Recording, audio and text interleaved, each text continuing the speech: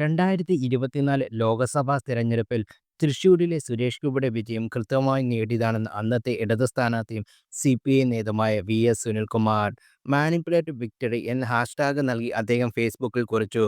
ഗൗരവമായ പോസ്റ്റിന് താഴെ ഫേസ്ബുക്ക് ഐഡിയിൽ നിന്ന് പുച്ഛിച്ചു തള്ളുന്ന ആളുകൾക്കെതിരെ അദ്ദേഹം കമന്റിട്ടു. ഇത് കൃത്രിമമാണെന്നും ആടിനെ പട്ടിയാക്കുന്ന ടെക്നിക്കാണെന്നും അദ്ദേഹം കമന്റിൽ കുറിച്ചു. മാനിപ്പുലേറ്റഡ് വിക്ടറി എന്നാണ് അദ്ദേഹം ഫേസ്ബുക്കിൽ കുറിച്ചത്. പോസ്റ്റിന് താഴെ നൽകിയ കമന്റ് ഇങ്ങനെ: നിങ്ങൾ ഈ പോസ്റ്റിന് താഴെ ഫേക്ക് ഐഡികളിൽ നിന്ന് വരുന്ന കമന്റുകൾ നോക്കൂ.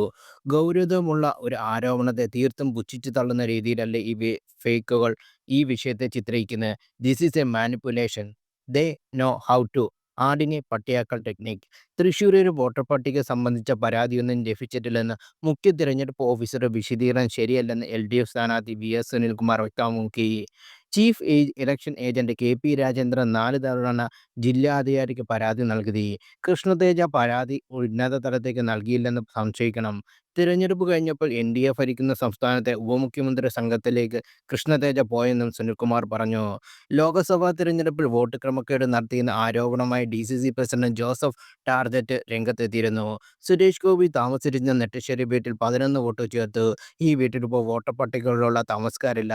വാർഡ് നമ്പർ 30 വോട്ട് ചേർത്ത് അവസാന ഘട്ടത്തിലാണ്. 45 പേർ വോട്ടുകൾ തിരഞ്ഞെടുപ്പ് സമയത്ത് പരാതി നൽകിയിരുന്നു. സ്വതന്ത്ര ആവശ്യം അന്നത്തെ കളക്ടർ VR കൃഷ്ണതേജയ്ക്ക് പരാതി നൽകിയിരുന്നു.